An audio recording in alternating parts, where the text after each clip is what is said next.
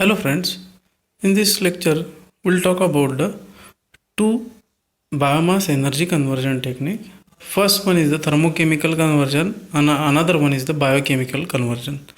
So first we'll see about the thermochemical conversion technique. The thermochemical conversion technique is that in which it can convert the organic biomass into more valuable, convenient form of the products like gaseous and liquid fuels, residue, and the byproducts. It means in thermochemical conversion, we can convert this raw biomass into some enriched fuel like a biodiesel or a bio oil, then a solid material like a carbon char, or we can say some syngas.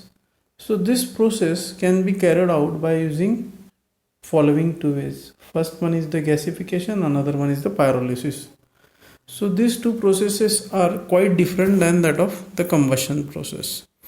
So pyrolysis is the process of a thermal decomposition of a biodegradable material or organic material at elevated temperature in an inert atmosphere.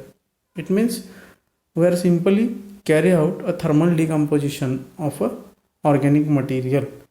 Now this word pyrolysis can be coined from a Greek word which is pyro and lysis. So pyro means fire and lysis means separating.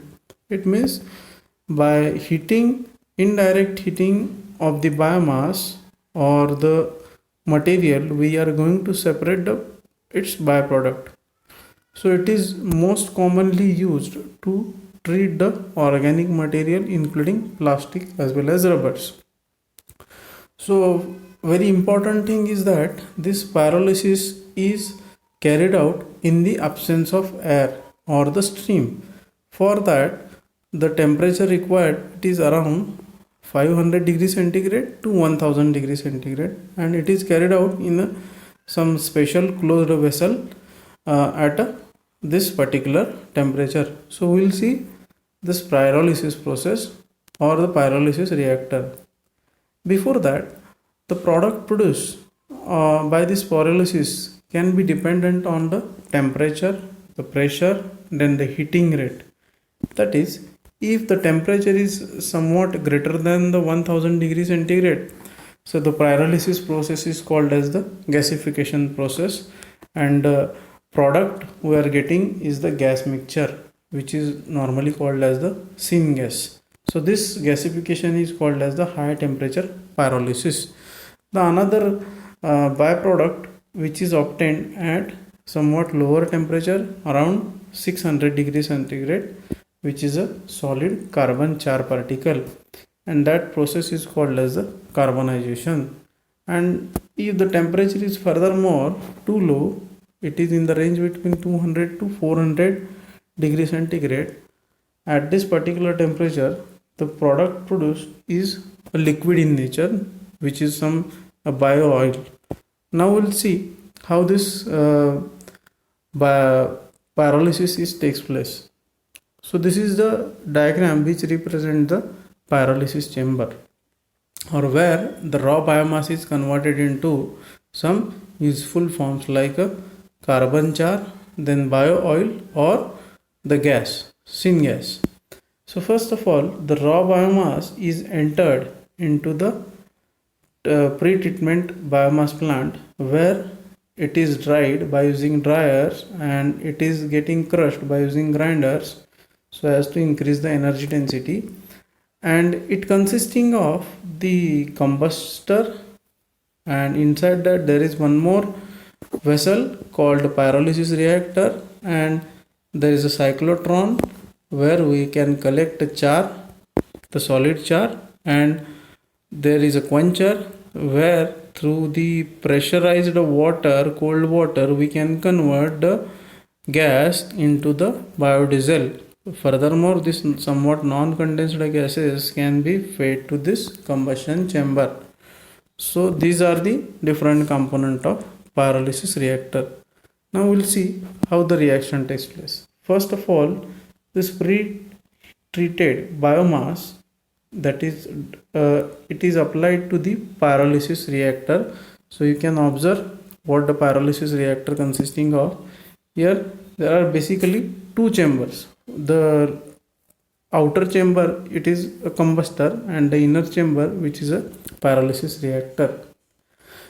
Here the biomass entered into the pyrolysis chamber through airlock. Now this airlock inside this pyrolysis reactor avoids the entry of oxygen or the air.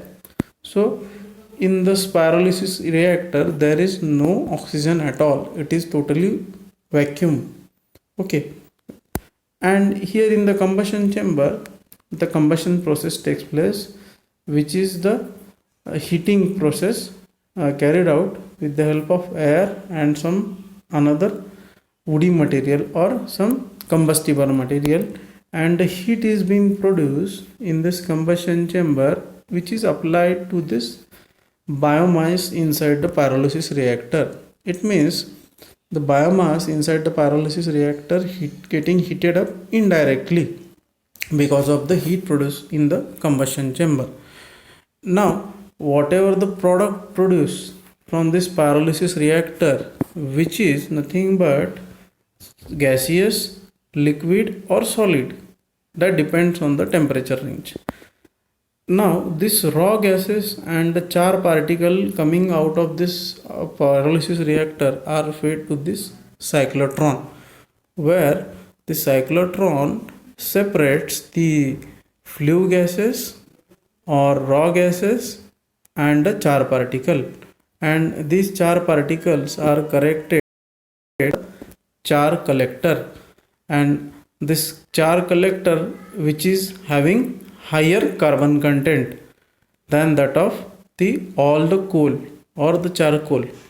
This after that the cyclone, after through this passing through the cyclone, this purified gases, now it will be fed to the quencher, where this quencher, in this quencher the high pressurized cold water is being bombarded to this purified gases, so that some of the condensable material from these flue gases can be converted into the bio oil here in this chamber, and the bio oil is stored in the tank, and whatever the remaining non-condensable gases, they are now fed to the furthermore the combustion chamber itself for the recycling purpose. So this is how by the pyrolysis we are getting very high enriched fuel like a carbon char. Here we are getting, as well as bio oil and some syngas. So this is nothing but the pyrolysis process, or it is called as the thermochemical process. The next method of this biomass conversion technique is the biochemical conversion. In biochemical process, the bacteria and the microorganisms are used to convert the raw biomass or organic compound into useful energy like methane, ethane or ethanol. So this transformation or biochemical conversion is carried out in two ways. First one is the fermentation of biomass, and another one is the anaerobic digestion of the biomass. In fermentation, the biomass can be converted into the ethane in the presence of air, which is nothing but the aerobic digestion. And in anaerobic digestion, the biomass is converted into a biogas in the biogas plant in the absence of oxygen, which is nothing but anaerobic digestion. We'll see one by one what are these methods. First one is the fermentation. In fermentation, it is the process of decomposition of a complex molecule of an organic compound under the influence of microorganisms, which are called as ferments such as yeast, bacteria and enzymes, etc. The good example for fermentation process is the conversion of sugarcane or the sugar crops or the grains into ethanol and CO2 in the presence of yeast, which is shown over here. Here the glucose is bifurcated, or it can be decomposed and converted into ethanol and carbon dioxide. Usually it has happened in the sugar industries, that is ethanol production can be takes place in the sugar industries.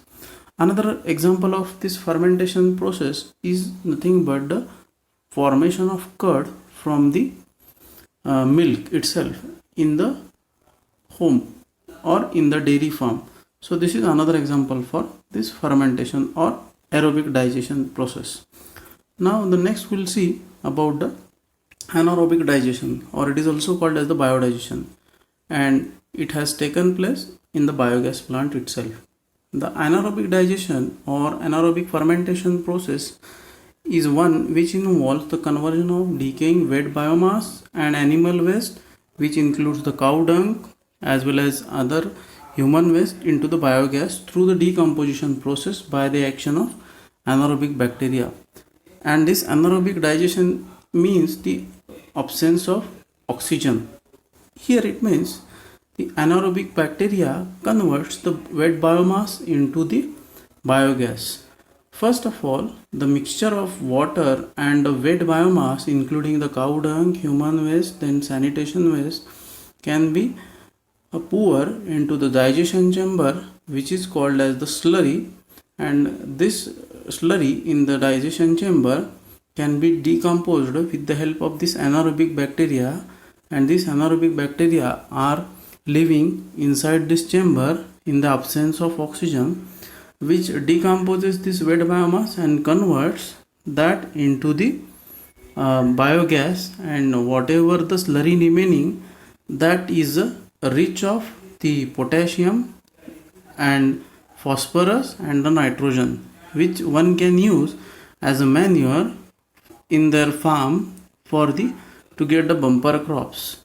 So this biogas produced is nothing but consisting of the methane, majoritarily about 70 to 75%, then carbon dioxide, along with that some of the H2, N2 and oxygen, as well as H2S.